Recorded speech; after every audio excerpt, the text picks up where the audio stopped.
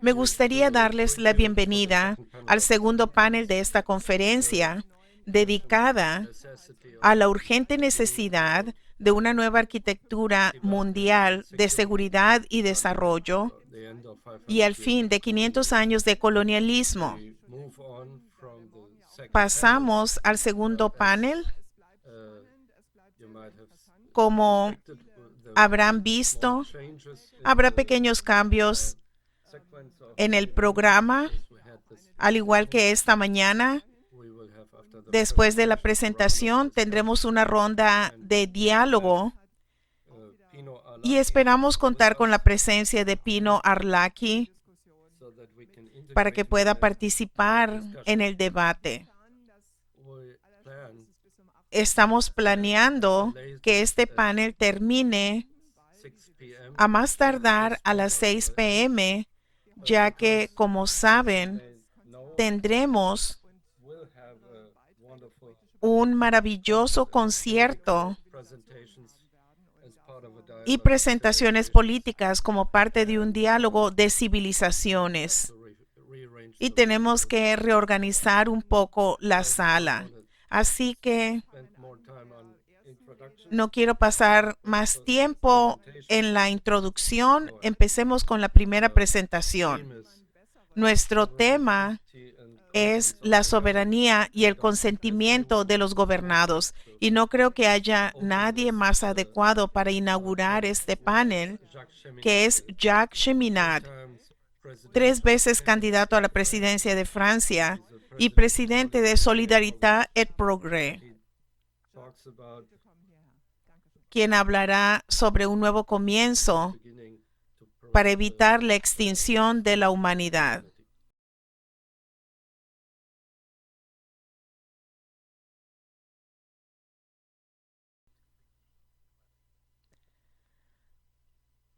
Él va a hablar en inglés. Saludos a todos. Un nuevo comienzo para evitar la extinción de la humanidad. El título de mi presentación hace referencia a un sistema financiero e ideológico que fomenta la guerra y promueve una cultura de la muerte.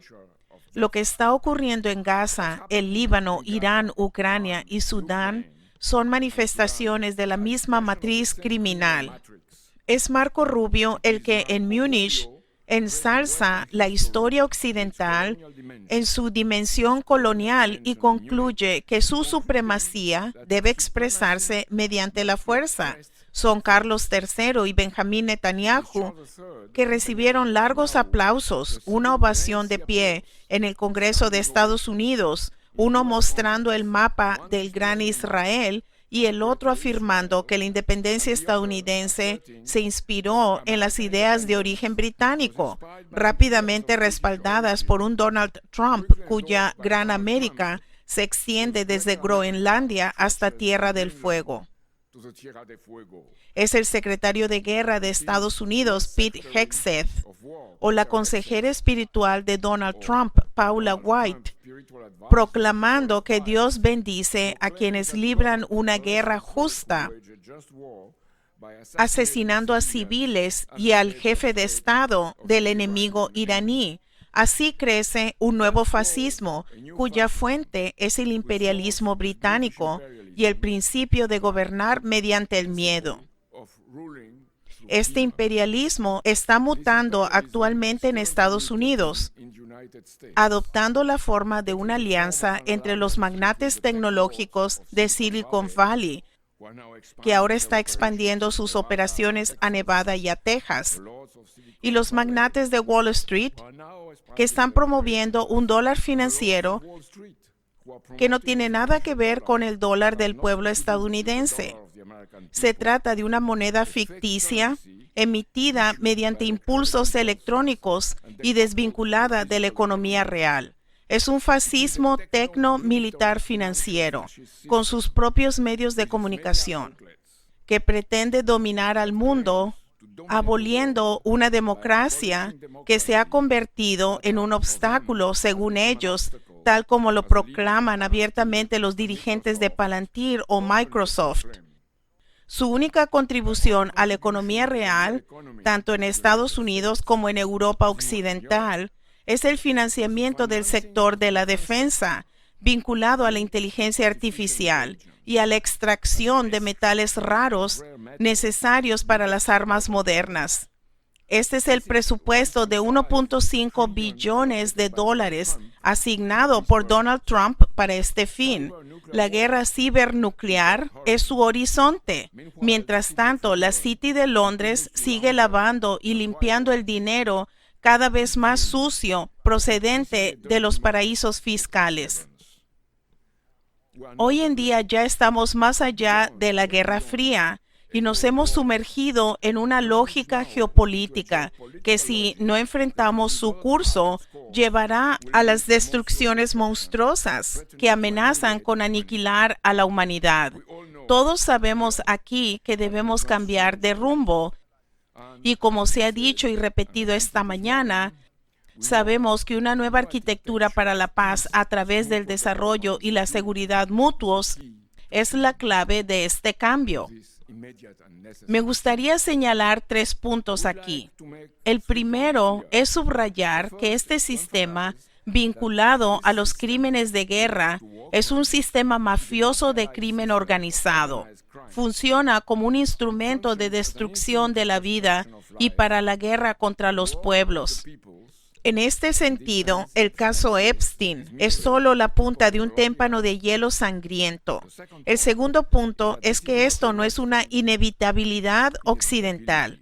Por el contrario, es una traición a lo mejor que Occidente ha aportado al mundo. Es una metástasis que hemos dejado crecer y que ahora se ha apoderado del cuerpo. Por último, para participar en la nueva arquitectura, debemos cambiar nuestra forma de actuar y pensar, es decir, explorar nuestras capacidades humanas más allá de una lógica formal reducida a la deducción y a la inducción. Einstein nos dice que nunca podemos resolver un problema en los términos en los que se planteó. Hoy nuestro reto es educar a nuestras emociones para que se alineen en esta capacidad humana de trascender los límites formales por el bien común, inspirándonos en quienes lo lograron en el pasado y siguiendo su enfoque. Primer punto. Este sistema destructivo no se basa en el consentimiento del gobernado, sino en su violación, en una violación sistemática. Es la ley del más fuerte, el verdadero rostro del orden basado en reglas. Al igual que toda forma de colonialismo tenía su código negro, que organizaba la esclavitud, hoy, como socios en el archipiélago global del lavado de dinero, los gobiernos, las mafias locales, las entidades bancarias y las corporaciones transnacionales se dedican al saqueo del bien común con total impunidad o incluso a veces en pleno cumplimiento de la ley. Tienen sus propias reglas y a los sicarios financieros encargados de hacerlas cumplir, como mostró John Perkins en sus confesiones. Este capitalismo criminal organizado tiene en efecto sus propias reglas del juego, disfruta de un estilo de vida lujoso y contribuye al financiamiento y la corrupción de los partidos políticos y los líderes mejor posicionados para mantener el buen funcionamiento del sistema, que les resulta tan favorable. Un sistema con su ley. Su ley es el robo generalizado de los frutos del trabajo humano y de la riqueza compartida, lo que lleva a una corrupción generalizada. Así que no solo hay que actuar contra las personas que violan las normas del sistema, sino contra todo un sistema globalizado que se ha convertido en una especie de mafia de arriba abajo. Solo el impulso de una nueva arquitectura será capaz de frenar y posteriormente poner fin a este sistema, un definitivo final. El líder de Costa de Marfil, Houphouët-Boigny, acusado de corrupción, declaró en una ocasión en la televisión de su país que efectivamente era corrupto, pero que para cambiar las cosas había que atacar el sistema de los que corrompen.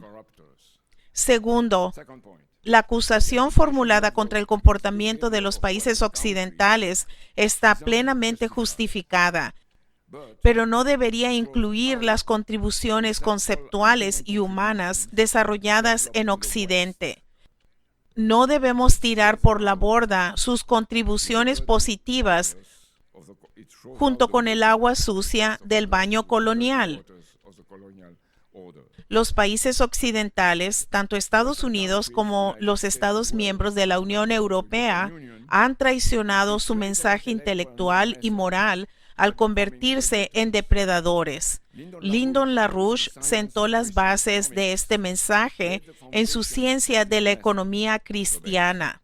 No tengo tiempo para entrar en detalles aquí, pero la cuestión es que todo ser humano está creado a imagen de Dios y por lo tanto es capaz de convertirse en creador.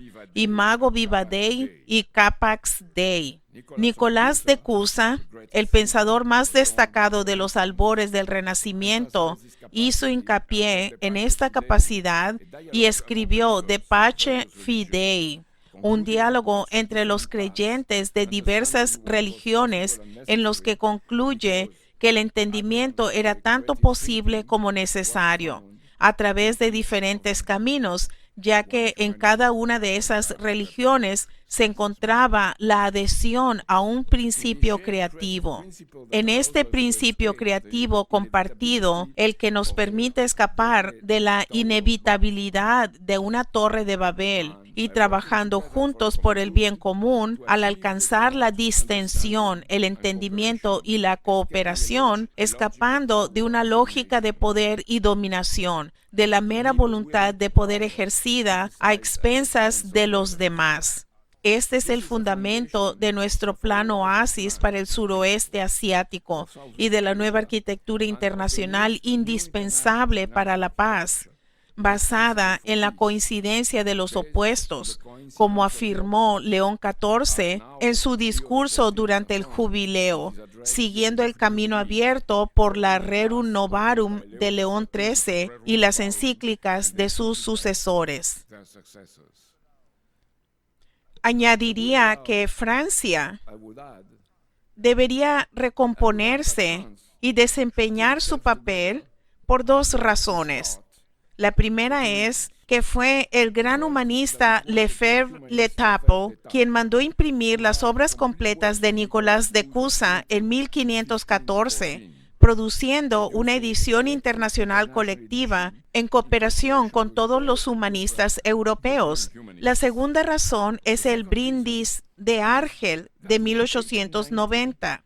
El cardenal Lavigérie, arzobispo de Argel y Cartago, amigo personal de León XIII y defensor de la lucha contra la esclavitud y los excesos de la colonización, a través de este brindis, el Papa expresó su aceptación de la República laica.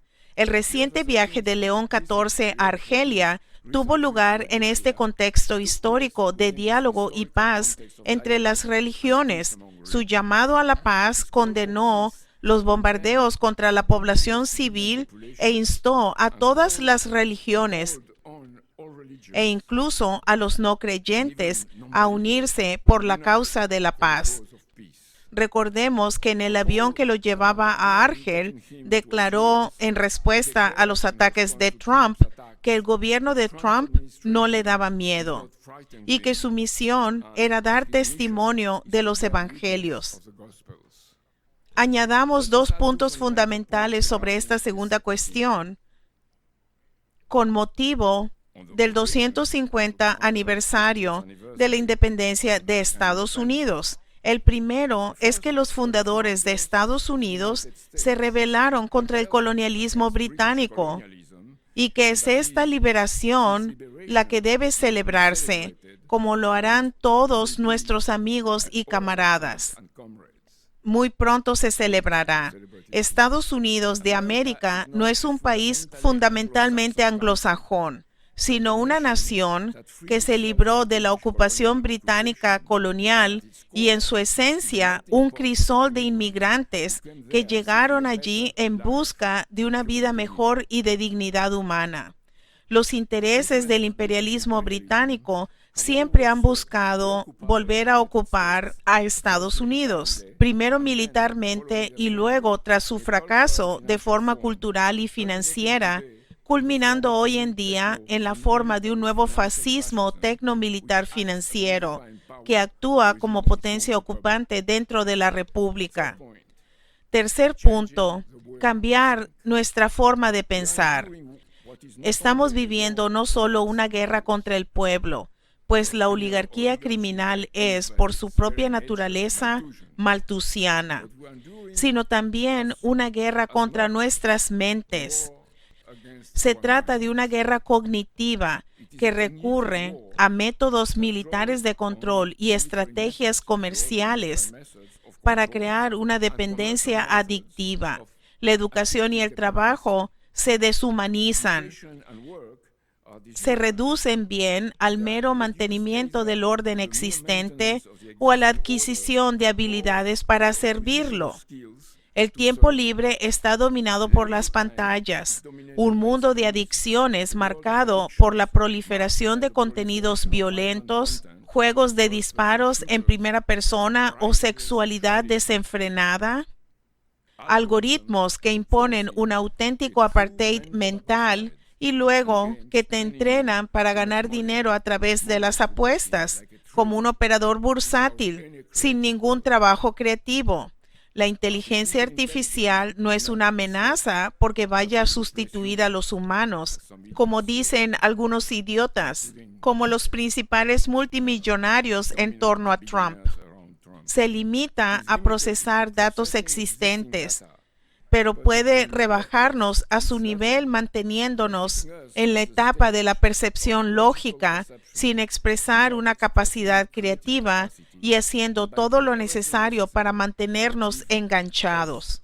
Por lo tanto, debemos mantener la lucidez para hacer frente a estos retos. Sin embargo, la mera lucidez mental puede conducir al cinismo o a refugiarse en la impotencia. Así podemos sucumbir a placeres morbosos, el placer y la fascinación que podríamos sentir al limitarnos a analizar lo que va mal y regodearnos en el pesimismo. Debemos ser inmunes a los síntomas que muestran quienes nos rodean para poder resistirnos a ellos. San Agustín, en su Ciudad de Dios y en sus confesiones, nos muestra que deleitarse en el sufrimiento ajeno o simplemente examinarlo mientras se obtiene satisfacción de la precisión del propio análisis es una corrupción del corazón que contradice la caridad.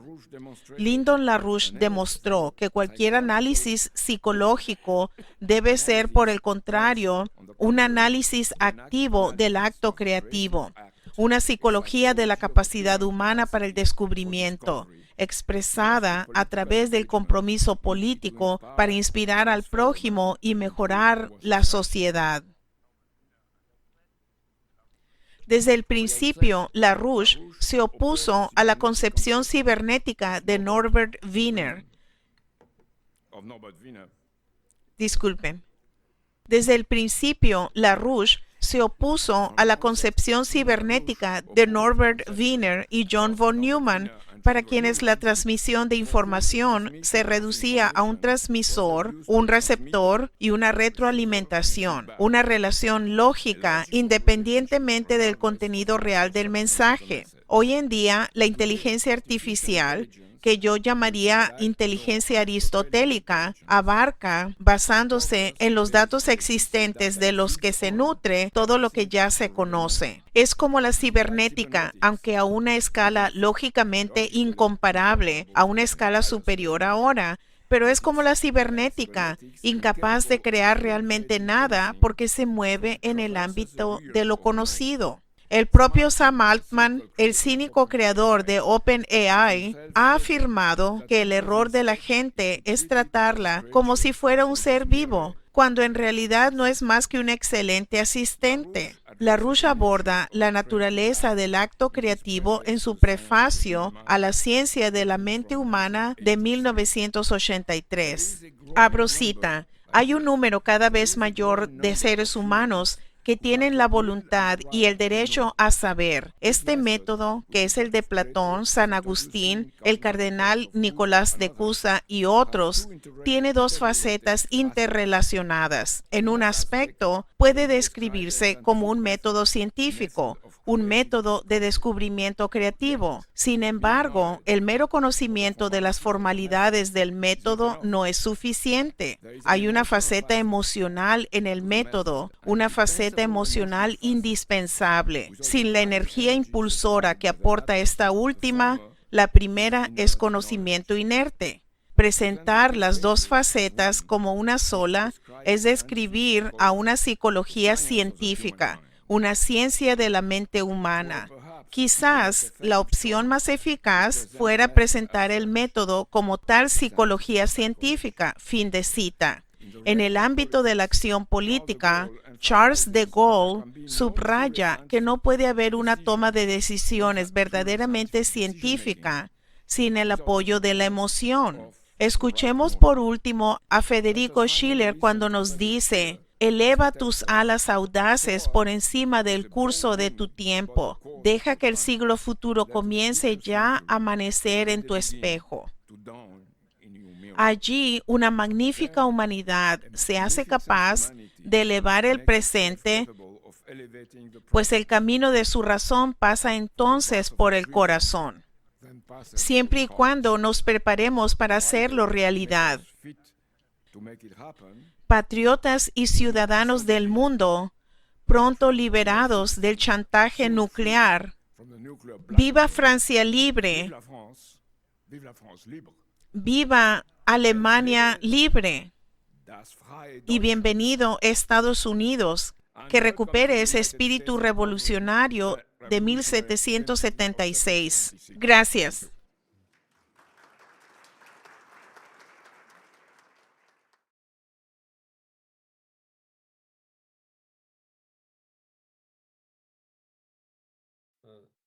Señoras y señores, me complace hablar aquí porque por lo general la gente no valora mucho el tema de la energía.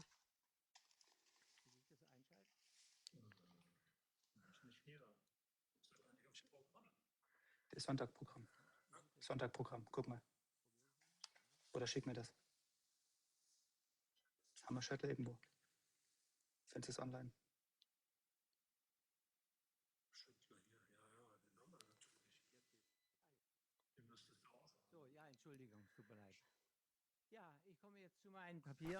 Ahora ya tengo mi documento.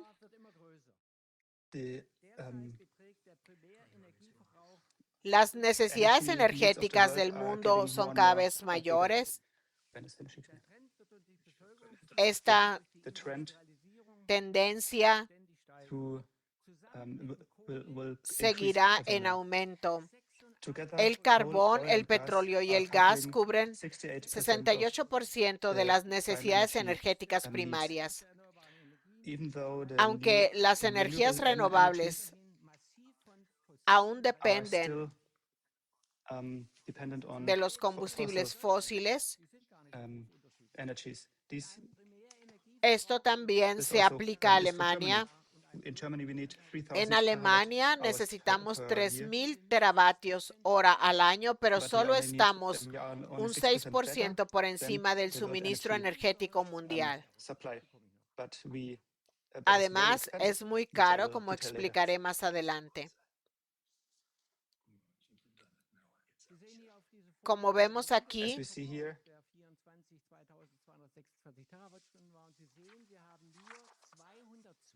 solo se generan 212 teravatios hora al año de electricidad mediante energía eólica y solar. Y esto solo produce el 10% del consumo energético. Esto demuestra nuestra situación actual, apenas un 10%. Necesitamos producir 10 veces más si queremos alcanzar nuestros objetivos. Hasta 2024, esto no ha sido suficiente. Actualmente en Alemania hay centrales solares y eólicas que generan 212 teravatios horas al año. En días soleados y ventosos, la producción supera con creces la demanda que ronda los 75 gigavatios hora por hora, lo que provoca paradas frecuentes de las centrales solares y eólicas y como consecuencia, precios negativos de la electricidad en el mercado. En las últimas 3 semanas, solo hemos tenido precios negativos. El 1 de mayo nos costó muchísimos millones de euros. Para 2045 se prevé que las centrales solares y eólicas se cuadrupliquen, generando potencialmente 1,000 teravatios hora de electricidad al año. Esto representa solo la mitad de lo que necesitamos. Se proyecta que el consumo de electricidad en 2045 supere los 100 gigavatios hora por hora durante las horas pico diarias. Sin embargo, en días soleados y ventosos, se espera que la generación supere los 200 gigavatios hora, un nivel muy superior al necesario.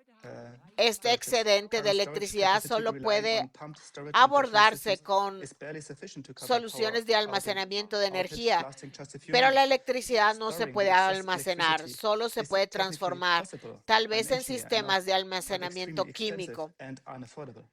La capacidad de almacenamiento actual basada en sistemas de bombeo y baterías apenas es suficiente para cubrir un apagón de tan solo unos minutos. Almacenar el excedente de electricidad es técnicamente posible. Soy ingeniero, lo sé, pero es extremadamente caro e inasequible. Ahora pueden ver las cifras. Cada año gastamos 84,000 millones de euros en carbón y gas. Según este gráfico, hasta 2020, se generarán aproximadamente 1,000 teravatios hora anuales a partir de energías renovables en 2045 y los 1,000 teravatios hora restantes se cubrirán con importaciones de hidrógeno, cuyo precio se estima entre 8 y 12 euros por kilogramo. Esto supone unos costes de importación de aproximadamente 300,000 millones de euros anuales, lo que significa que nuestra soberanía energética se reduce progresivamente y que nuestra dependencia aumenta. Hasta ahora, el suministro energético requería importaciones por valor de tan solo 84,000 millones de euros anuales. El costo medio de la energía renovable es de aproximadamente 12.4 céntimos por kilovatio hora. Las nuevas centrales solares y eólicas rondan los 7 centavos por kilovatio hora, pero su precio es volátil. Esto significa que no es constante.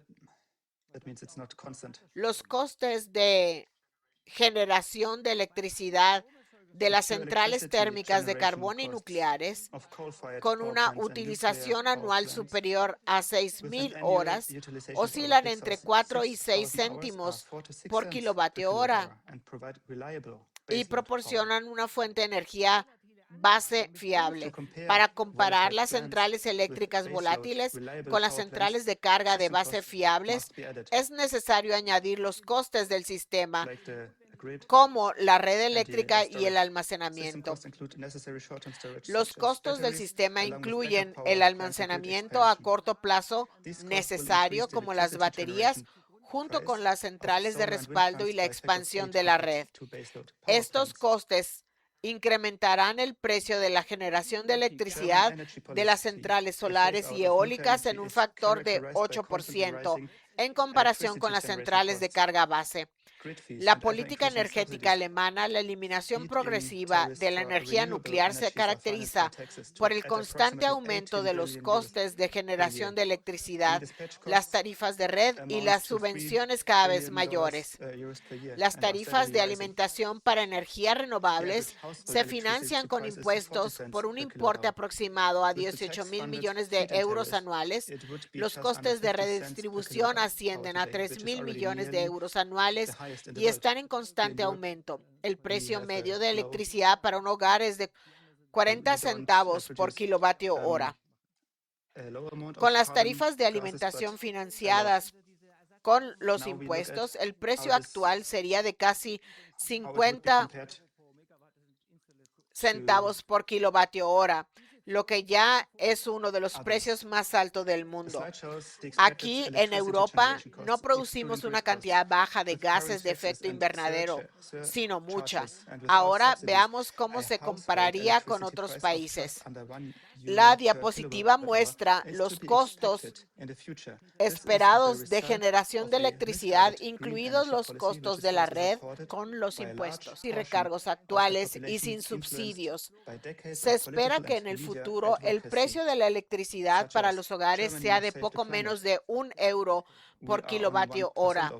Esto es el resultado de una política de energía verde mal concebida, también apoyado por una gran parte de la población, influenciada por décadas de propaganda política y mediática con mensajes como "Alemania puede salvar el clima". Solo representamos el 1% de la población mundial. O el viento y el sol no nos mandan una cuenta de electricidad, pero tampoco lo hace el carbono. ¡Qué disparate! Nos hacen creer que somos tontos. Siguiente punto, la energía nuclear es obra del diablo. Carsten Schneider de Baden-Württemberg escribió que la energía nuclear es muy importante. Le escribí, pero ni siquiera me respondió. En Alemania y Francia llevamos más de 40 años con energía nuclear sin que se haya registrado ni una sola muerte. El año pasado, 12 personas fallecieron al intentar instalar paneles solares. Cayeron de los tejados. Siguiente punto. ¿Cómo nos vuelven estúpidos? No existe un depósito final para residuos radioactivos. En Finlandia sí lo tienen. Eso significa que simplemente no lo queremos. Todo esto es un disparate. En países industrializados con escaso sol y viento como Alemania, la transición energética solo es posible mediante una combinación de energías renovables y nuevas tecnologías como la energía nuclear y la fusión. Esta transición nos ha costado hasta ahora 700.000 millones de euros. Los costos de inversión futuros para centrales solares y eólicas, incluyendo el almacenamiento en baterías y las centrales de respaldo, ascienden aproximadamente a 5 billones de euros.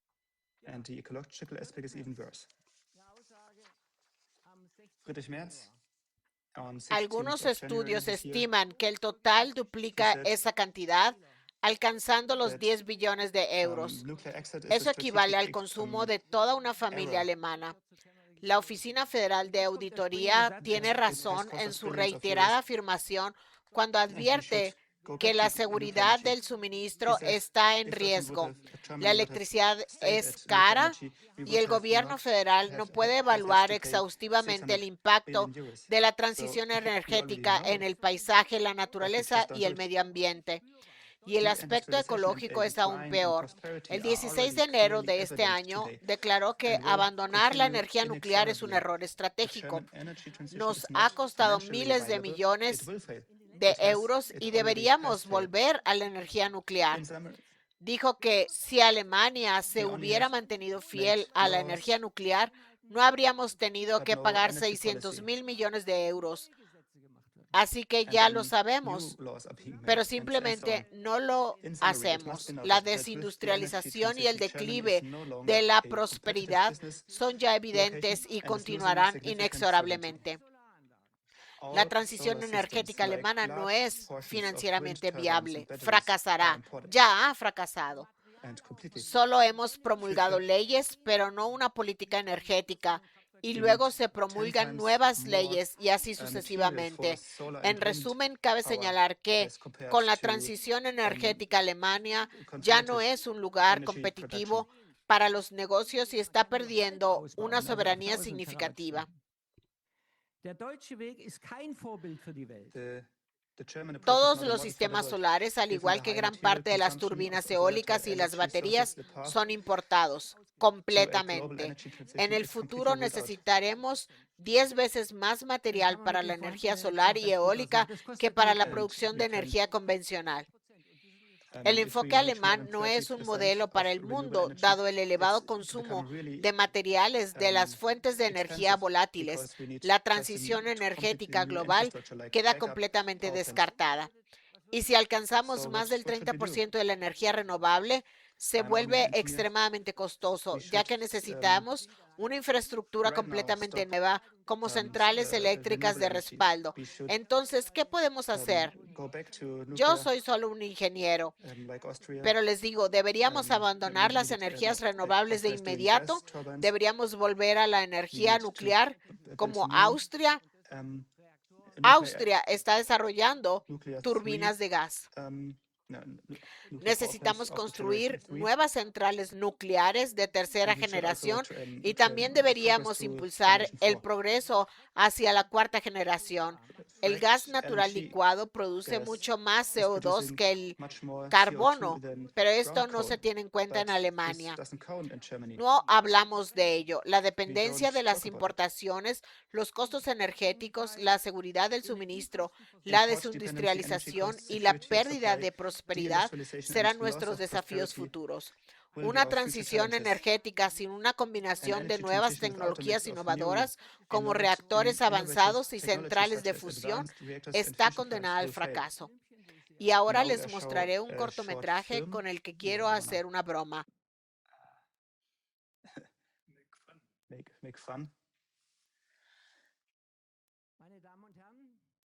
Damas y caballeros, esta es la política energética alemana. Gracias por su atención.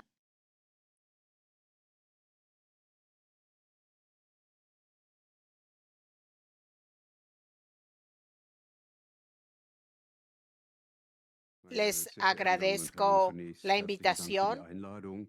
Saludos a mi amigo Ralph Bossart, que nos escucha desde la distancia.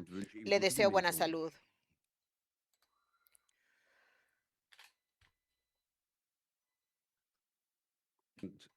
Los asuntos constitucionales son asuntos de poder, escribió Lassalle.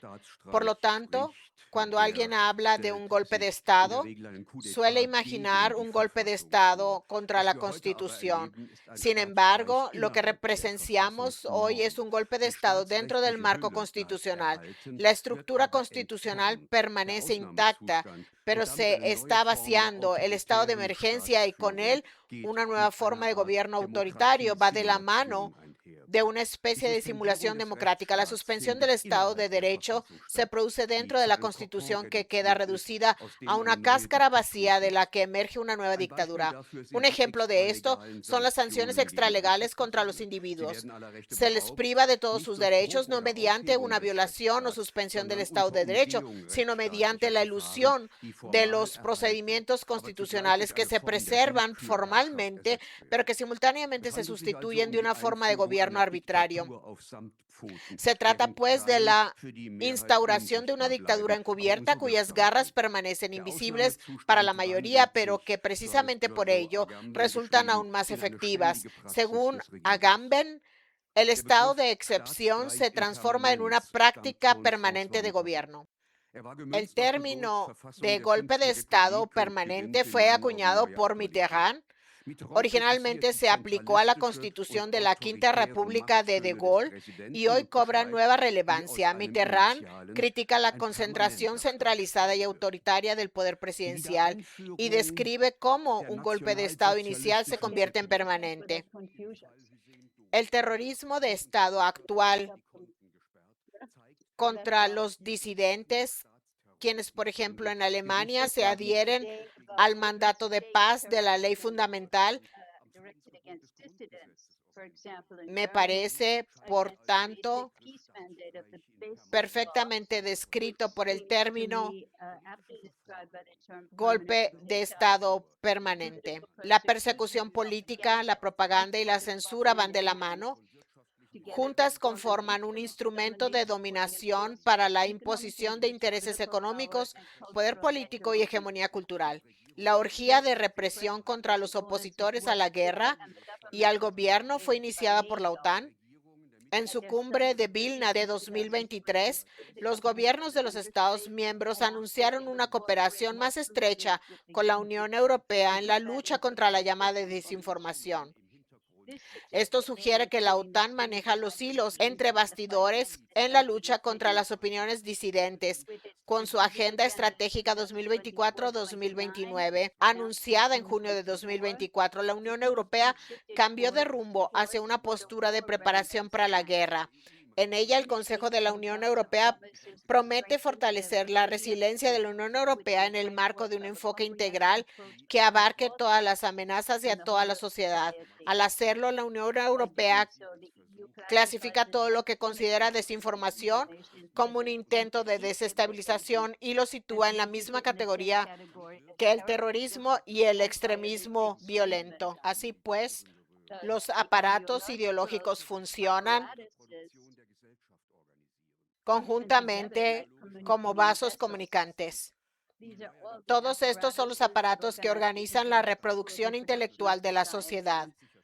Según el filósofo francés Althusser, la función de los aparatos ideológicos es garantizar la lealtad a la economía de mercado y a las políticas impuestas por el Estado.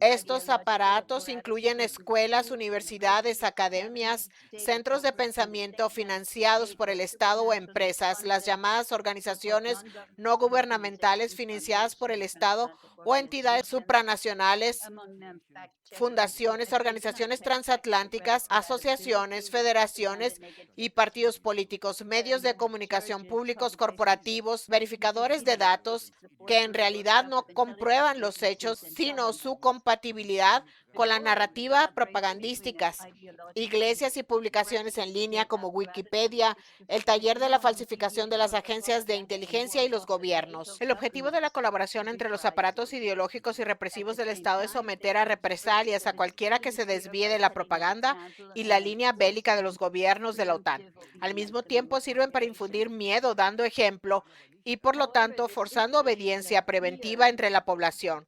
Sin embargo, esta infusión de miedo mediante represalias arbitrarias contra disidentes no comenzó con la invasión rusa de Ucrania del 24 de febrero de 2022. Comenzó en 2020 con el COVID-19 y el estado de emergencia simulado. Con el pretexto del control de la infección, se suspendieron por decreto los procedimientos democráticos y los derechos fundamentales individuales, socavando así la Constitución. La movilización del miedo tenía como objetivo paralizar la resistencia ciudadana. La oligarquía gobernante aprovechó el brote de la enfermedad respiratoria para declarar un estado de emergencia global. La industria de la censura se está extendiendo a todos los ámbitos de la sociedad porque se apoya en dos pilares sociales. Uno de ellos actúa como un canal de transmisión para la OTAN y Estados Unidos. Las élites académicas corruptas transatlánticas. El segundo pilar social es el precariado académico. Especialmente en tiempos de crisis capitalistas, debe enfatizarse la falta de pensamiento crítico entre los intelectuales. Su función, sobre todo durante las convulsiones del modelo de explotación y ante la crisis de legitimidad, se trata de organizar la hegemonía social de un grupo y su dominio estatal, especialmente en aquellos momentos de crisis de mando y liderazgo en los que el consenso espontáneo se encuentra en crisis. En el trasfondo es la crisis endémica del capitalismo. Con esto me refiero ante todo a la creciente debilidad de la inversión que se ha acumulado en las últimas décadas y que proviene del problema de la sobreacumulación. Hay, por así decirlo, demasiado capital. La sobreacumulación implica que los propietarios de capital ya no pueden encontrar oportunidades de inversión a largo plazo para obtener la rentabilidad deseada. El neoliberalismo de los 80 propició la internacionalización y desregulación global del sistema financiero. Los mercados financieros eran el lugar donde aún se podía ganar dinero rápido ante la caída de los márgenes de beneficio en la industria. Ya en 2016, el volumen de transacciones en los mercados financieros superaba en más de 100 veces la facturación del sector de bienes y servicios. Mediante la creación de derivados, se pueden realizar apuestas en el mercado de valores sobre las fluctuaciones de precios. El capitalismo financiero surgió debido a la caída de las tasas de ganancia en la economía real. Ahora se convirtió en la causa de la crisis. La crisis financiera de 2008 desencadenó la recesión mundial más grave desde la Segunda Guerra Mundial y poco después condujo a la crisis del euro, que aún no se ha resuelto. Dado el colapso generalizado de los mercados financieros, los bancos centrales abrieron las compuertas e inundaron el sistema de fondos.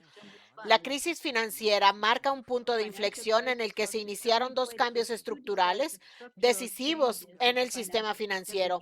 Un cambio en los préstamos incobrables a los bonos gubernamentales y de los bancos al sistema bancario en la sombra. Según el pago de pagos internacionales de Basilea, el rescate de los bancos con dinero de los contribuyentes ha conllevado una reducción de los riesgos en el sector bancario, mientras que al mismo tiempo la carga de la deuda de las naciones ha aumentado a niveles nunca antes vistos en tiempos de paz. Al mismo tiempo, los activos de los fondos han salido de los balances bancarios, mientras que han aumentado drásticamente entre los fondos de cobertura, los fondos de inversión, los fondos de pensiones, las compañías de seguros y los inversores financieros. Esto incrementa los riesgos, ya que las inversiones en el sistema bancario en la sombra suelen apalancarse mediante mecanismos derivados para explotar de forma óptima las fluctuaciones de precios. La transición al capitalismo digital, que ahora surge de las ruinas del neoliberalismo, está provocando cambios radicales en los mercados financieros y el sector manufacturero. En los mercados financieros, la negociación se acelera gracias al uso de la inteligencia artificial, lo que incrementa los riesgos. La tecnología blockchain está dando lugar a nuevas plataformas de negociación y especulación que hasta ahora escapaban al control gubernamental. Sin embargo, esto no supone la desaparición del capitalismo, sino la radicalización de sus mecanismos fundamentales y acelera la concentración de capital y el surgimiento de la desigualdad social. La economía real digitalizada, la creación de valor y la circulación de bienes también están experimentando cambios radicales. Los mercados privados ahora ocupan un lugar central. Sus empresas líderes como Google, Apple, Facebook, Amazon, todas ellas monopolios. Las empresas monopolísticas tradicionales operan en mercados, afirma Philip Stab, mientras que los principales medios del capitalismo digital son mercados. El mercado mismo se está privatizando. Esta es una diferencia fundamental con la ideología neoliberal, que se centra en los mercados neutrales. Los mercados dominantes son de propiedad privada. Lo que más les importa es el enlace, es decir, el tamaño de su base de usuarios. Para generar alcance, se subvencionan cruzadamente la oferta de otros sectores. Se atrae a los consumidores con ofertas aparentemente gratuitas por las que pagan en secreto al ceder sus datos. Si un producto no cuesta nada, entonces el usuario es el producto. A diferencia de los monopolios clásicos, el poder del propietario del mercado y por lo tanto su modelo de negocio se manifiesta en 4 formas de control: en la información, la materia prima central, en el control de acceso a su antojo, en la selección de servicios y en el control de precios dirigido específicamente a productores y consumidores. Ahora que el neoliberalismo ya ha liberalizado y precarizado en gran medida las relaciones laborales, están surgiendo nuevos riesgos y cargas de trabajo intensificadas. En la manufactura y en las ventas, la digitalización se está utilizando para la racionalización y los recortes de personal. Así, mientras que las cascadas de datos y ganancias fluyen hacia arriba, hacia las plataformas, las cascadas de riesgo fluyen principalmente hacia abajo. A esto se suma la pérdida masiva de empleos provocada por el uso de la inteligencia artificial. Según el informe Mercer Global Talent Trends 2026 de la consultora Mercer, el 63% de los empleos se perderán. Los ejecutivos encuestados ven la inteligencia artificial como una oportunidad para automatizar flujos de trabajo y aumentar la rentabilidad. En el ámbito del consumidor, Internet y redes sociales, Facebook, Instagram, permiten una respuesta rápida e inmediata. Esto facilita que la emoción prevalezca sobre un análisis exhaustivo y una evaluación cuidadosa de los problemas. La reacción y el procedimiento racionales quedan relegados a un segundo plano frente a la velocidad y la interpretación de una forma emocional. Dieter Narr observó hace años un cambio de comportamiento a largo plazo. Este cambio consiste en un declive de los mecanismos innatos del individuo para la reflexión y el procesamiento. Los estímulos y las expectativas generan respuestas sin que el individuo sea capaz de procesarlas, elegir o resistir. Este pronóstico es relevante con la transición del neoliberalismo al capitalismo digital. Como señaló Engler, en todas las sociedades trastocadas por el neoliberalismo prevalece la ira colectiva. Está dirigido contra las élites de poder que han presionado a los asalariados mediante recortes sociales, privatizaciones, liberalizaciones y la transferencia de la responsabilidad de los riesgos de la vida del Estado a los individuos. Si esta ira permanece reprimida durante mucho tiempo en la lucha diaria por la supervivencia, el proceso de hacer algo emocional y manipulación de las emociones en las redes sociales se convierte en una vía de escape para la descarga de impulsos. Para que la monetización del resentimiento funcione, debe estimular una demanda emocional entre la audiencia. Tanto productores como consumidores se benefician superficialmente, los primeros a través de números de clics, los segundos mediante la liberación de emociones reprimidas. Ha surgido un nuevo modelo de explotación mediática. Ya no se basa principalmente en la información, sino que está impulsado por el resentimiento. Se trata de monetizar el resentimiento. En resumen, la producción de odio como modelo de negocio. Esta monetización del resentimiento se produce principalmente a través de plataformas privadas, servicios como Twitter, donde la formación de la opinión pública tiene lugar casi exclusivamente entre las élites intelectuales, impulsan este proceso. La brevedad de estas plataformas fuerza a la intensificación y compresión de las curvas de excitación emocional. Esto beneficia directamente a las élites de poder, quienes saben que la ira que provocan no debe bajo ninguna circunstancia dirigirse contra ellos. Por eso utilizan la propaganda para redirigir la agresión hacia enemigos internos, como supuestos teóricos de la conspiración derechistas o los que niegan el COVID-19, o hacia oponentes externos, por ejemplo, avivando el odio hacia los rusos y la satanización de Putin. La economía política del resentimiento favorece la movilización del miedo y las políticas de exclusión que las élites de poder utilizan para dirigir la sociedad y como técnica de gobierno. En definitiva, estamos experimentando una multicrisis, una esclerosis múltiple del sistema capitalista, una crisis de sobreacumulación y finanzas, una crisis del Estado-nación, una crisis educativa, una crisis social, una crisis de la democracia y una crisis de legitimidad. Según Fursov, el sistema capitalista se enfrenta ahora a una crisis sistémica y definitiva. Fursov señala que el capitalismo es un sistema expansivo que se extiende, externalizando así la crisis y la explotación. Para contrarrestar la caída de la tasa de ganancia, el capital se apropia de zonas periféricas de extracción de materias primas y mano de obra barata. Sin embargo, con el colapso del bloque socialista, estas zonas periféricas no capitalistas desaparecieron.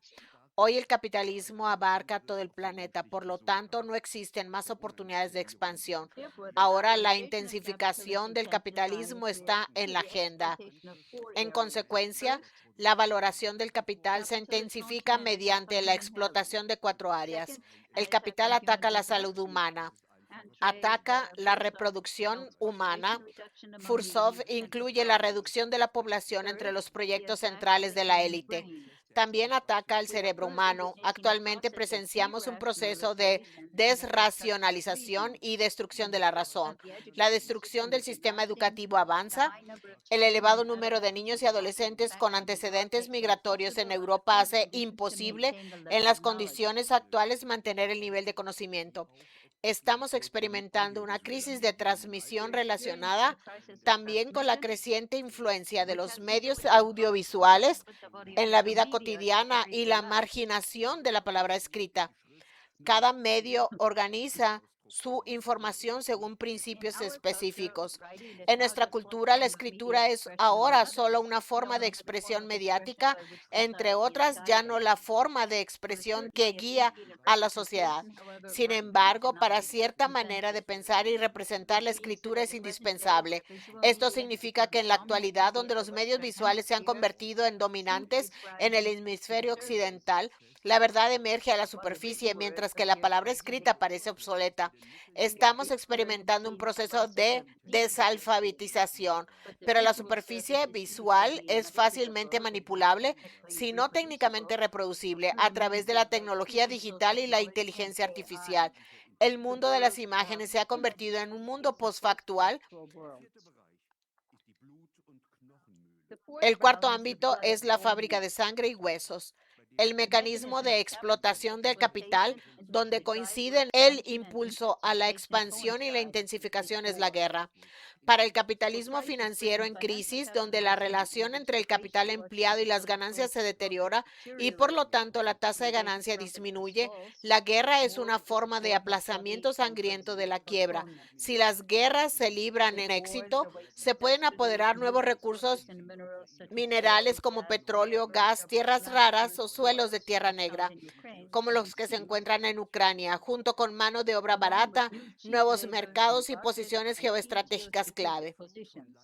En cualquier caso, la guerra es una máquina de lavado de dinero en la que el dinero fluye de los bolsillos de los ciudadanos a los del capital financiero en medio de un mar de cadáveres.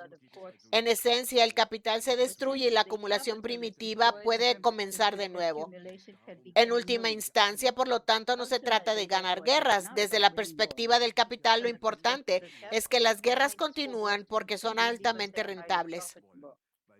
Desde el principio, la guerra en Ucrania tuvo como objetivo expulsar a los competidores rusos del mercado energético y generar nuevas ganancias.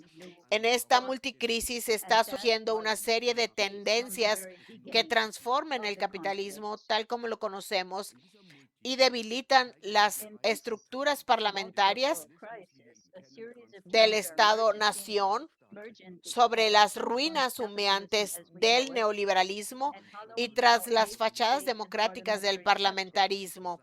Emerge nueva forma de gobierno de élite caracterizada por la radicalización de la división de clases, el desmantelamiento de la democracia y un irracionalismo desenfrenado. Identifico los siguientes 6 procesos de transformación: desindustrialización y aumento de la importancia del sector financiero. El capitalismo en los países europeos y Estados Unidos ha perdido en gran medida su base industrial principal. Las operaciones manufactureras se han trasladado a Asia, principalmente a China, y en el sector de la microelectrónica también a Corea y Taiwán. La disminución a largo plazo de la tasa de ganancia está impulsando el estancamiento económico. El capitalismo financiero aumenta los riesgos sistémicos y es un motor de la desigualdad.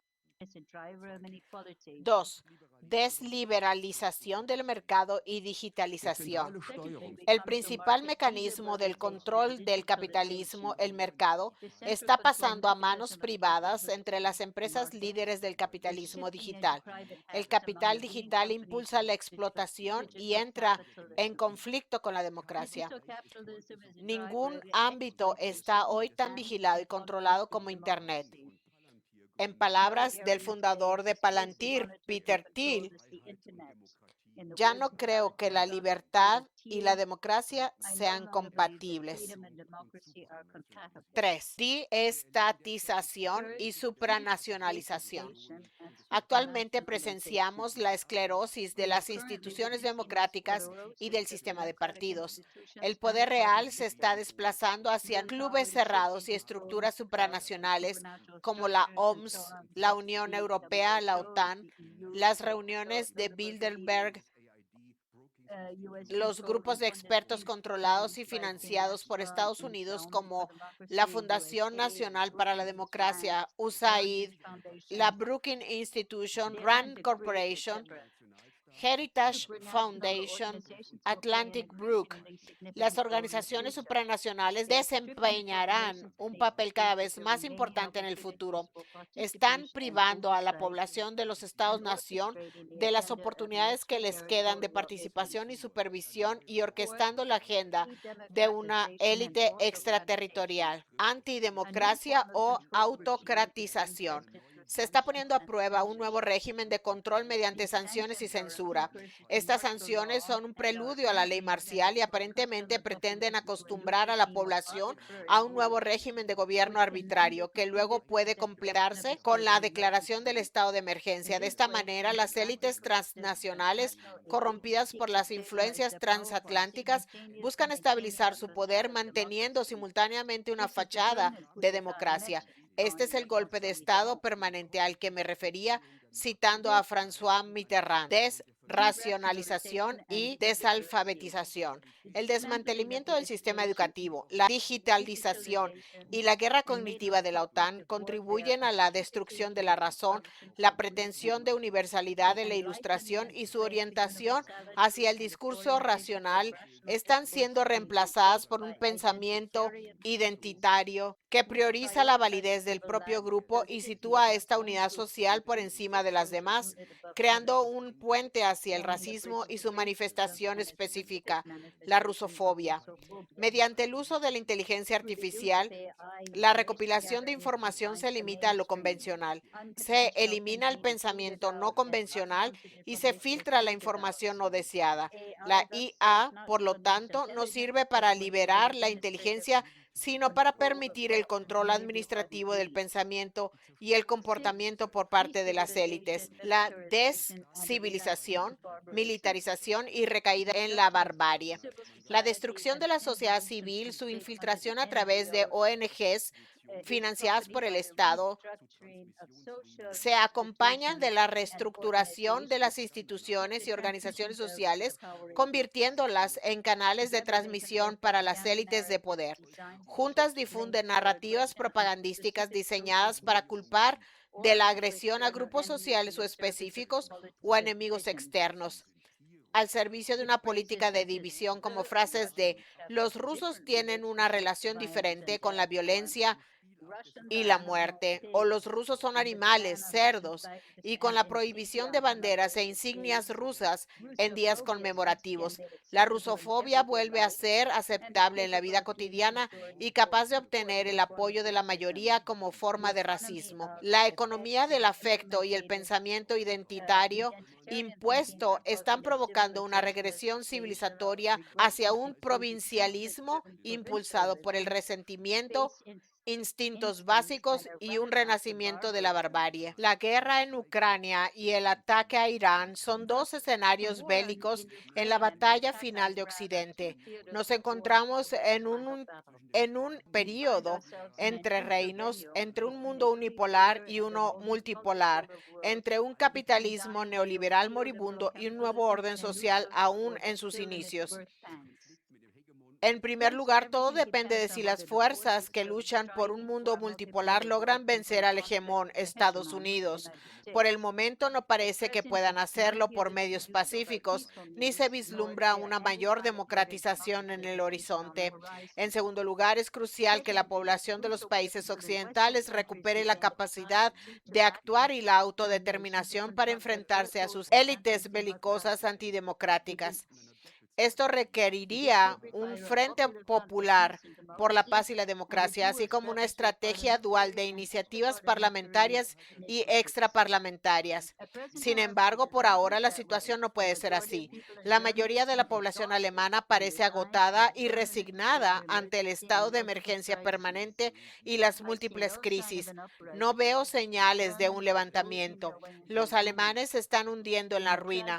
En la tragedia del Rey Lear, William Shakespeare hace que su personaje, el conde Gloucester, diga: tal es la maldición de los tiempos cuando los necios guían a los ciegos. Y si no nos resistimos, vamos a terminar en el frente. Gracias.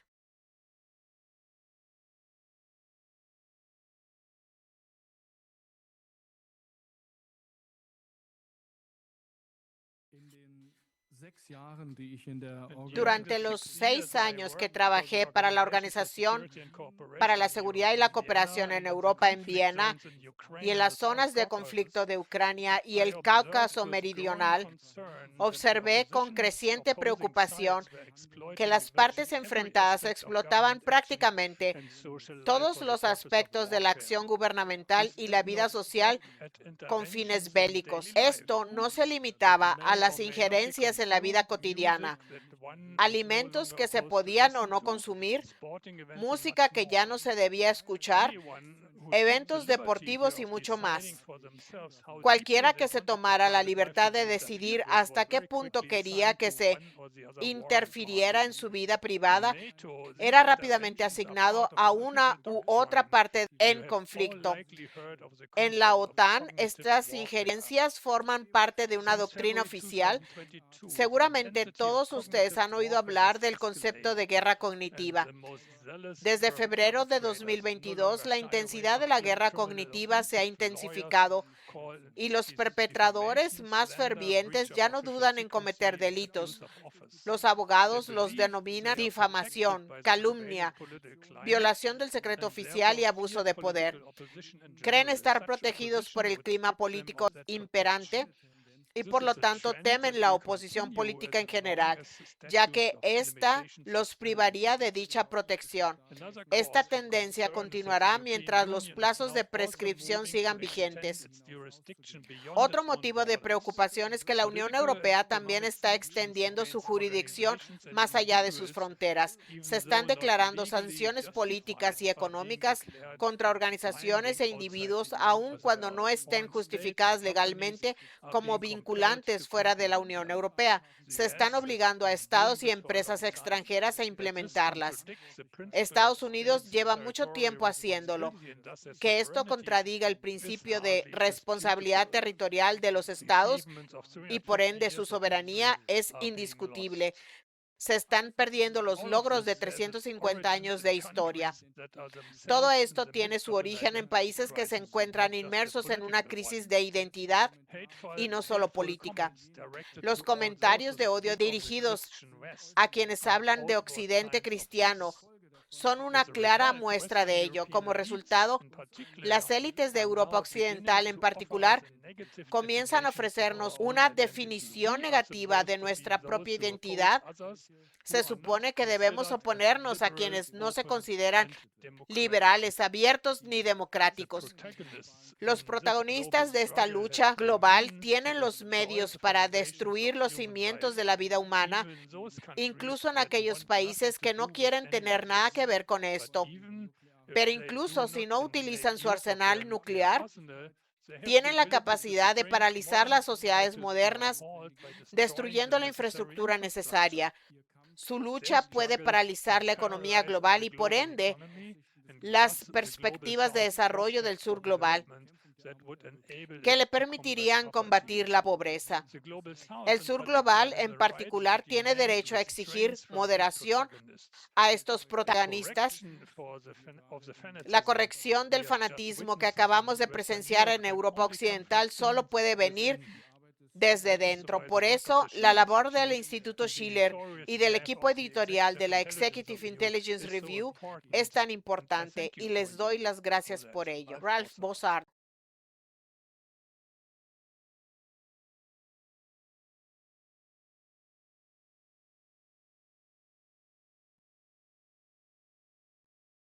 Gracias, doctora Elke. Buenas tardes a todos. Estimada doctora Helga Sepp-LaRouche, estimados colegas, es un gran honor para mí estar hoy con ustedes y participar en esta importante conferencia que reviste gran relevancia y conlleva una gran responsabilidad en el momento de agitación mundial. Mi presentación abordará 3 puntos principales. Primero, la posición de Serbia en la actual situación geoestratégica. Segundo, la cooperación entre Serbia y China y dentro del sur global. Y tercero, la nueva naturaleza de la relación y la cooperación en la era digital y a través de la cuarta revolución con China como potencia mundial. Serbia, como Estado sucesor de la República Federativa Socialista de Yugoslavia, es actualmente un país candidato a la Unión Europea. La plena adhesión a la Unión Europea es la principal prioridad de política exterior declarada de nuestro gobierno, lo que implica la aceptación de la política occidental basada en la economía de mercado y los valores democráticos. La Unión Europea es el principal socio comercial de Serbia, con un volumen de comercio exterior de 43.700 millones de euros en 2025. Serbia armoniza sus políticas según Aki Communautaire, pero en materia de política exterior existe cierta divergencia debido a su negativa a acatar sanciones impuestas a Rusia. Los estrechos lazos con Rusia y China son objeto de críticas europeas hacia Serbia. Además, Serbia es un país neutral, proclamado en 2007 con una política de neutralidad militar hacia las alianzas militares, incluida la OTAN. La antigua Yugoslavia fue el país fundador del movimiento de países no alineados. Actualmente, Serbia tiene estatus de observador en dicho movimiento, pero mantiene los principios de la política de no alineación y la Carta de las Naciones Unidas.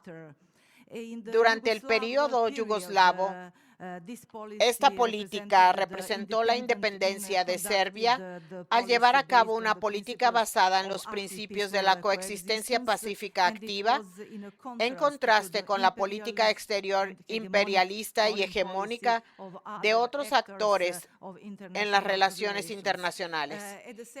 Al mismo tiempo, esto implica la aspiración de una democratización de las relaciones internacionales en todos los ámbitos, especialmente en la política y la economía. Hoy en día significa la construcción de un mundo multipolar y un orden global equitativo que defienden China y el grupo de países que participan en la cooperación sur-sur, la iniciativa de la Franja y la Ruta, incluyendo a mi propio país, Serbia. Serbia ha forjado una de las relaciones más exitosas con China en la última década. Cabe mencionar que el presidente de Serbia, Aleksandar Vučić, concluyó su visita de Estado a China hace 2 días con la firma de más de 30 acuerdos bilaterales y nuevas inversiones para Serbia por un valor de 953 millones de euros. El enfoque principal se centra en la inteligencia artificial y la robótica. El intercambio comercial total entre Serbia y China en 2025 ascendió a 8.200 millones de euros. En comparación, hace tan solo 10 años era de aproximadamente 1.300 millones de euros. La característica principal y el resultado fundamental de esta cooperación es una confianza política mutua que se encuentra en proceso de profundización. Cabe mencionar que 19 países apoyaron el establecimiento de una organización internacional de mediación para preservar la justicia internacional y la gobernanza global. La cooperación pragmática, que ha dado excelentes resultados, se materializa en el acuerdo de 3 zonas comerciales firmado en 2024. Las empresas Zijin Mining y Zijin Copper en Bor, Ciudad Serbia Oriental, y la siderúrgica HSBS en Smederevo, cerca de Belgrado, son las 3 mayores exportadoras de Serbia. Además, ambos países están construyendo el ferrocarril de alta velocidad Belgrado-Budapest. La cooperación cultural y entre pueblos experimenta un fuerte desarrollo y ambos países celebraron el año pasado 70 años de relaciones diplomáticas y amistad. Asimismo, cerca de 184,000 turistas chinos visitaron Serbia el año pasado. Serbia lanzó la Estrategia Nacional Serbia 2030 con nuevas prioridades que incluyen nuevas industrias como la inteligencia artificial y la robótica, infraestructura avanzada en los sectores de transporte y energía y la mejora del nivel de vida. China está dispuesta a mejorar la conexión entre su 15º Plan Quinquenal y el Plan Serbia 2030 para explorar el potencial de cooperación en innovación científica y tecnológica, economía verde, biomedicina e inteligencia artificial. Pero como dice el proverbio latino, los nuevos tiempos requieren nuevas costumbres y ahora nos acercamos a una nueva calidad de la relación y una nueva calidad de las fuerzas productivas, como anunció el presidente de China, Xi Jinping, hace 2 años, refiriéndose a la innovación, el fomento de la industria emergente y confirmado en el nuevo Plan Económico Quinquenal, lo que puede considerarse una nueva calidad y la segunda fase de la futura cooperación entre China y otros países de la iniciativa de la Franja y la Ruta, el Sur Global y también los BRICS. Porque la mayoría de esos países son países en desarrollo, con una historia moderna, compleja, marcada por guerras, enfrentamientos y disputas territoriales y carecen de tecnología avanzada y moderna. La economía a veces carece de ideas para la siguiente etapa de desarrollo. Y dado que Estados Unidos, China y Canadá son líderes en innovación de alta tecnología, especialmente en inteligencia artificial, existe una gran posibilidad de cooperación entre estos países y China. Muchos se han inspirado en los logros chinos debido al gran potencial de la inteligencia artificial para la transformación socioeconómica. Los países del sur y su renacimiento cultural, casi todos los países que integran organizaciones regionales han adoptado su propia estrategia nacional de inteligencia artificial. En América Latina, en Asia, el Grupo Asiático, la Unión Africana, y cabe mencionar que Serbia adoptó dos estrategias nacionales sobre inteligencia artificial y la Unión Europea aprobó hace 2 años la Ley de Inteligencia Artificial. Esto contribuirá a que todos estos países desarrollen sus estrategias nacionales al logro de los Objetivos de Desarrollo Sostenible 2030 de las Naciones Unidas y a programas específicos como la Agenda 2063 de la Unión Africana. Además, y algo fundamental que China inició en 2019 es el establecimiento de un sistema de gobernanza y regulación de la inteligencia artificial adecuado tanto a nivel regional como nacional, que respete los derechos humanos y la dignidad de todas las culturas en América Latina, África, Asia y Europa,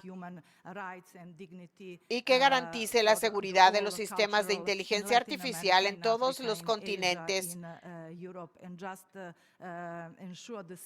y países. Nigeria en África y Chile en América Latina lograron un gran éxito, en primer lugar, con el desarrollo del famoso chatbot, un asistente virtual que responde automáticamente a las preguntas de los ciudadanos.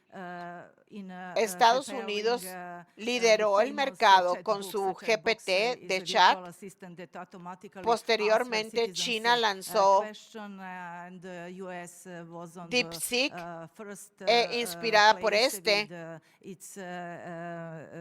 Nigeria lanzó el año pasado un GPT de servicios para su uso en la administración pública nigeriana.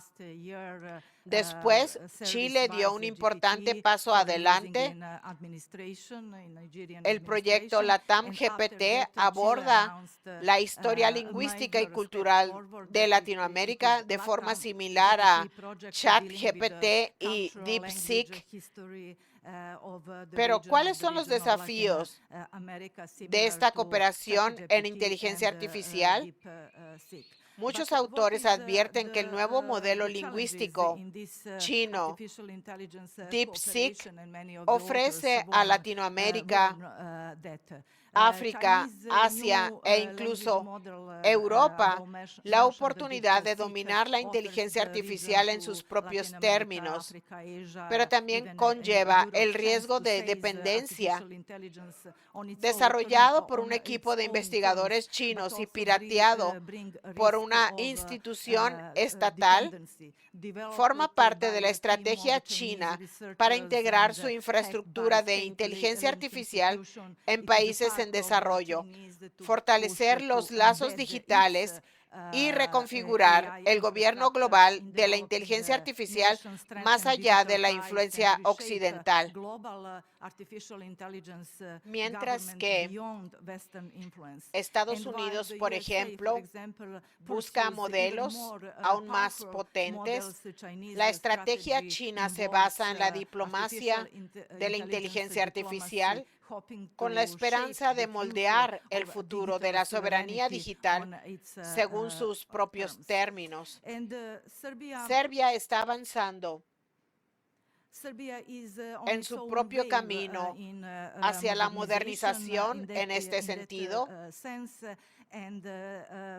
y será la sede de la Expo 2027, donde se presentarán muchas innovaciones de cuarta generación, incluyendo vínculos totalmente autónomos. China y otras grandes potencias como Francia, Alemania y otros países confirmaron su presencia en esta expo. Además, muchos países africanos y asiáticos que forman parte de la cooperación sur-sur y la iniciativa de la Franja y la Ruta también confirmaron su participación en la Expo 2027 en Belgrado, incluyendo Nigeria, el país más poblado de África. Me reuní con colegas de África esta mañana. Cabe mencionar que ya hemos comenzado a investigar el futuro de nuestro país en la nueva era, inspirados por un seminario organizado en Pekín hace 2 años, al que asistí junto con colegas de África, Asia y Europa. También escribí junto con mi colega nigeriano, el señor Ako Shubiyoyo Abaja, 2 trabajos de investigación científica sobre la cooperación mutua en el marco de la iniciativa de la Franja y la Ruta y la iniciativa del Sur Global, centrados en la nueva era digital, destacando la inteligencia artificial por parte China, y lo que es igualmente importante, durante las 2 sesiones celebradas en marzo de este año en Pekín, China, delineó su nueva visión para los próximos 5 años, abriendo un abanico más amplio de cooperación con el mundo y haciendo frente a las nuevas formas de unilateralismo, proteccionismo y hegemonismo. China, como miembro permanente del Consejo de Seguridad de las Naciones Unidas, se esfuerza por mantener la paz mundial y busca establecer un nuevo tipo de relaciones con otros países. La construcción de una comunidad de futuro común para la humanidad es la principal política exterior comercial de China en los próximos 5 años. La expansión de China ya ha desplazado el equilibrio de poder hacia Asia y cada vez son más las naciones que creo que este país es el lugar idóneo para resolver las crisis políticas y otras crisis globales actuales. Fuimos testigos de ello durante la visita del presidente estadounidense Trump y del presidente ruso Putin a Pekín. A través de la iniciativa de la Franja y la Ruta y la cooperación del Grupo Sur-Sur,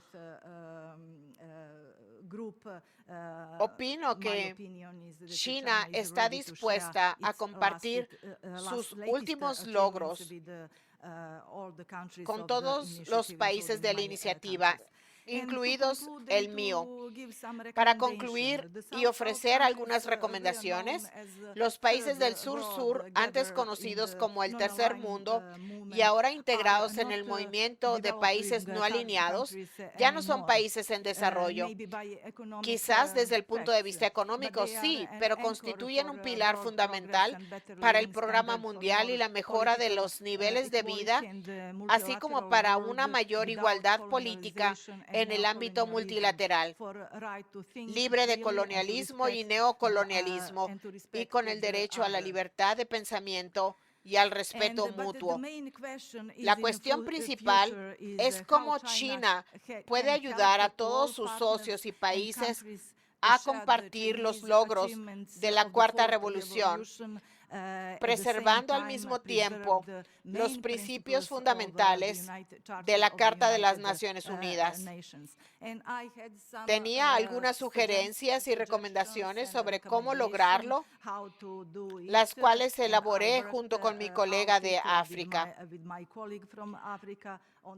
En primer lugar, se encuentra el compromiso y la inclusión a nivel de la sociedad civil, el sector empresarial y el ámbito académico, una cooperación académica mutua más intensa, el apoyo recíproco para asegurar las materias primas necesarias para los nuevos proyectos de alta tecnología, la creación de un ordenamiento jurídico transnacional actualmente en proceso y fomento en la creación de una bolsa de empleo local por parte de las empresas chinas.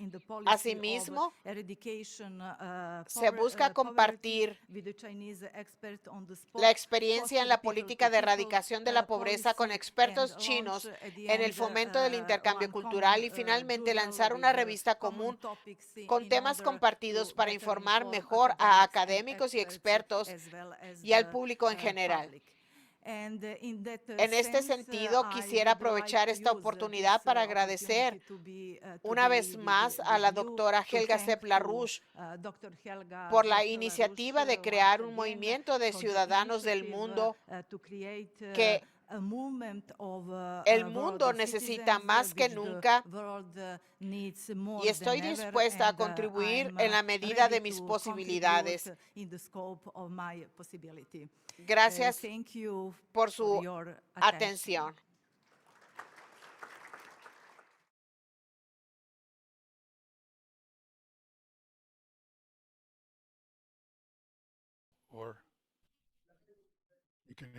Bien, muchas gracias. Me gustaría empezar señalando que no estoy cualificado para este tipo de debate. Soy científico e ingeniero de formación y debo decir que en los últimos años he aprendido bastante sobre la política de la situación mundial actual. Y curiosamente haré algunos comentarios sobre la cuestión de la soberanía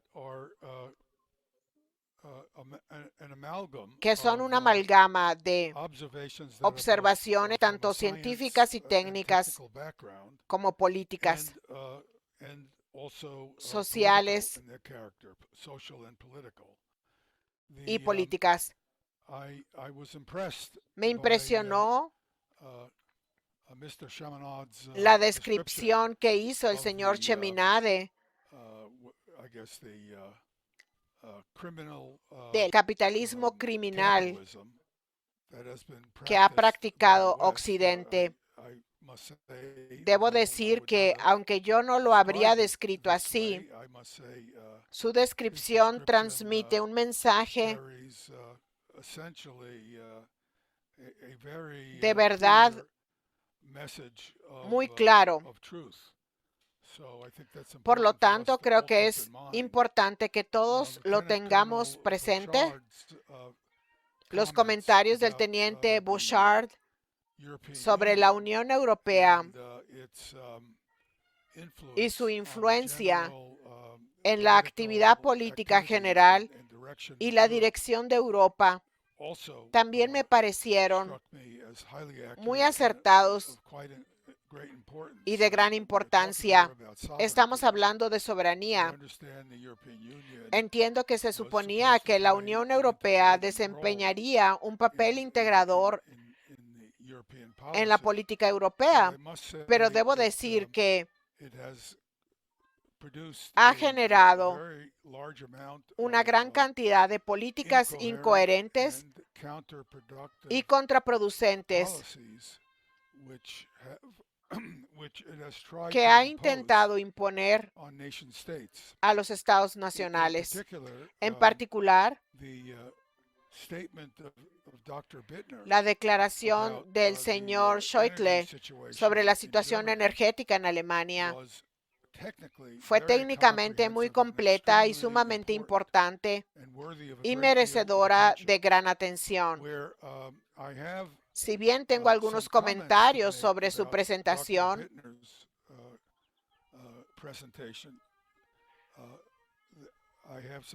estos no pretenden ser críticos, sino complementarios a lo que expuso. El carácter altamente político de la toma de decisiones, no solo en Alemania, sino en Europa en general, donde el papel de la tecnología y la ciencia se ha minimizado hasta el punto que resulta difícil discernir cómo la política se relaciona con las circunstancias reales que deben considerarse en la toma de decisiones. Por ejemplo,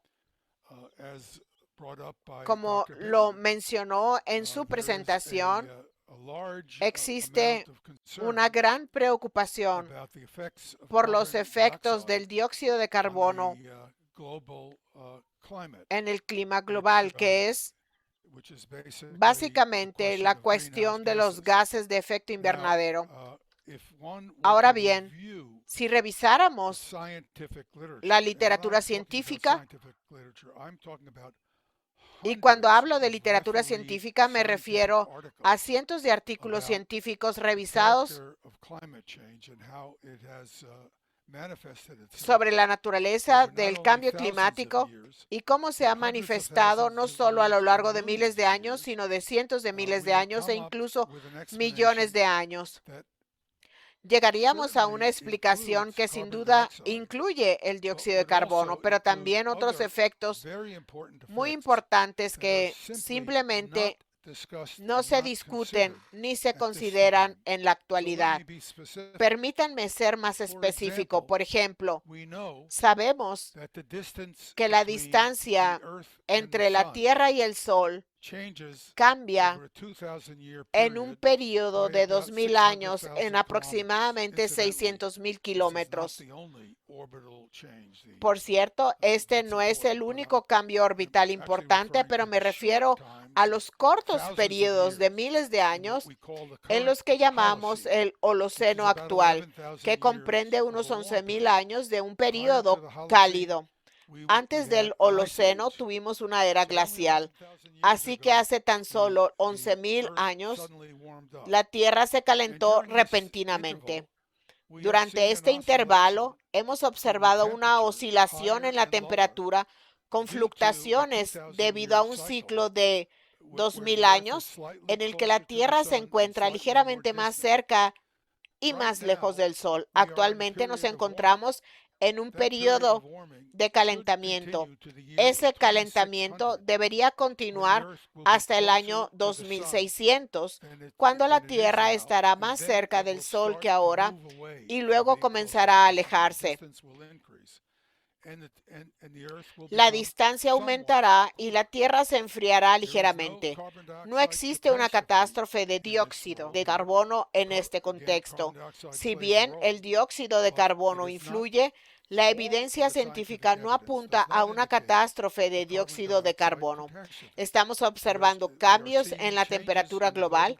Debemos reconocerlo y comprenderlo, pero no se debe únicamente a una catástrofe de dióxido de carbono.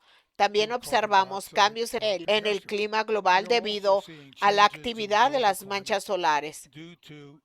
Ahora bien, podría decir que estoy planteando un conjunto de cuestiones muy abstractas, pero si asumimos que todos estos cambios de temperatura se deben al dióxido de carbono y distorsionamos nuestra política en materia de planificación energética y de cambio climático para centrarnos únicamente en el carbono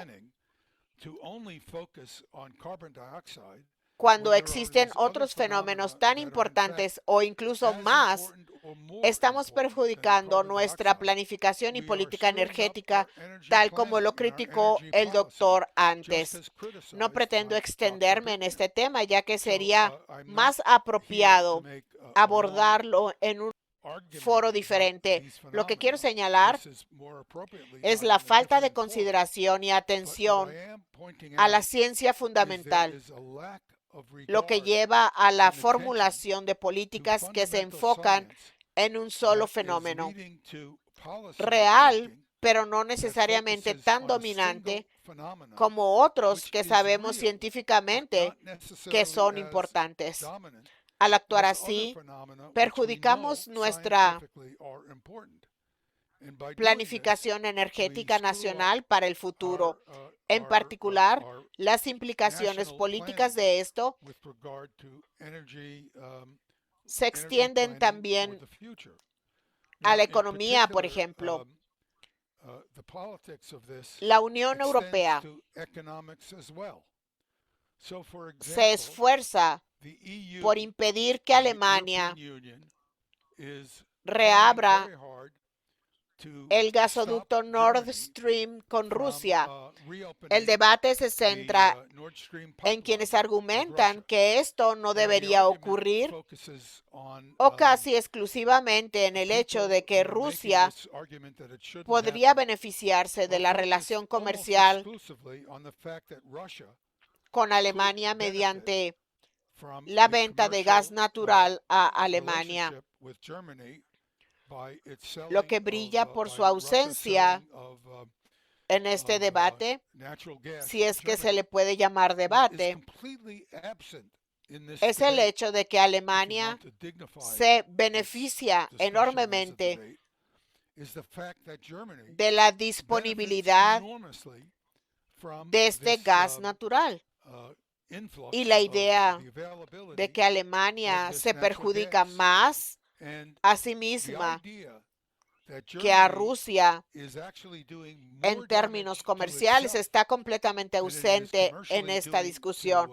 No se analiza el hecho de que una relación comercial con Rusia beneficia no solo a Rusia, sino también a Europa Occidental. Y digo Europa Occidental porque la economía alemana se encuentra en una situación crítica y está sufriendo graves daños con una desindustrialización a gran escala, lo que repercute en las economías de Francia, Gran Bretaña y el resto de Europa Occidental.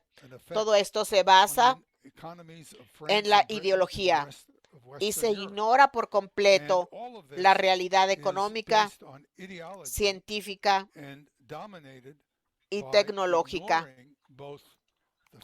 La exposición del doctor es muy importante porque aborda la ingeniería y la ciencia, pero no es la única parte del análisis. Esta no es una crítica al doctor Schutle. Esto es simplemente un comentario sobre los numerosos problemas de soberanía que se ven socavados por el comportamiento actual de la Unión Europea y su dominio en la toma de decisiones, arrebatando a los países europeos la capacidad de tomar decisiones soberanas que son beneficiosas para ellos. Por lo tanto, no estoy en posición de analizar esto con profundidad, pero me parece que se trata de un problema enorme que Europa debe afrontar. Ahora bien, el último punto que quiero destacar, mucho menos general, de hecho, todos estos puntos son mucho menos generales que los anteriores. Repito, no me considero un experto. Es que estamos entrando en un periodo donde el peligro de una escalada hacia una guerra más amplia, más allá de la ya extraordinariamente devastadora guerra de Ucrania, radica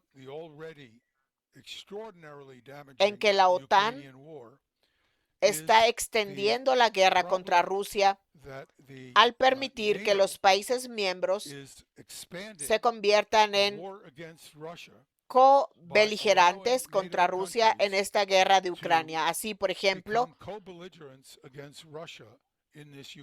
los estados balcánicos permiten ahora que su espacio aéreo se utilice para ataques con drones contra Rusia. Rusia ha dejado muy claro que no seguirá tolerando esta situación. La OTAN, la Unión Europea y los países de Europa Occidental deben reconocer que ahora son co-beligerantes en esta guerra de Ucrania. Al convertirse en parte de la guerra, se plantea a Rusia la cuestión de si debe o no tomar represalias contra los co-beligerantes que participan en los ataques contra Rusia. Rusia ha dejado muy claro que ha intentado limitar la posibilidad de que esta guerra se descontrole, lo que podría derivar en una escalada hacia armas nucleares y la destrucción global. Esto lo ha afirmado repetidamente. En lugar de tomar en serio este debate, las potencias de la OTAN han optado por interpretar las advertencias de Rusia al no haber recibido represalias contra los Estados miembros como amenazas vacías, en vez de reconocer que se trata de una advertencia que debe tomarse en serio. Estos estados han ignorado las graves amenazas de escalada que Rusia está lanzando. Me preocupa enormemente que si los estados de la OTAN siguen ignorando estas advertencias, Rusia tomará las medidas que considere necesarias para demostrar a la OTAN que habla en serio y que la OTAN está malinterpretando por completo lo que los rusos han estado diciendo con tanta franqueza y abiertamente. Y me temo que veremos ataques contra las potencias de la OTAN, probablemente primero contra los estados bálticos, aunque no puedo predecir cómo ocurrirán. Esto supondrá una grave amenaza de escalada de la guerra de Ucrania hacia una guerra mundial. Y esto es algo que no se debe permitir. Los estados de la OTAN, como potencias individuales y como miembros de la OTAN, deben reaccionar y comprender que están provocando una peligrosa escalada al ignorar las preocupaciones declaradas de Rusia. Y aquí termino porque creo que el mensaje debería ser muy claro a estas alturas, al menos el que intento transmitir. Gracias.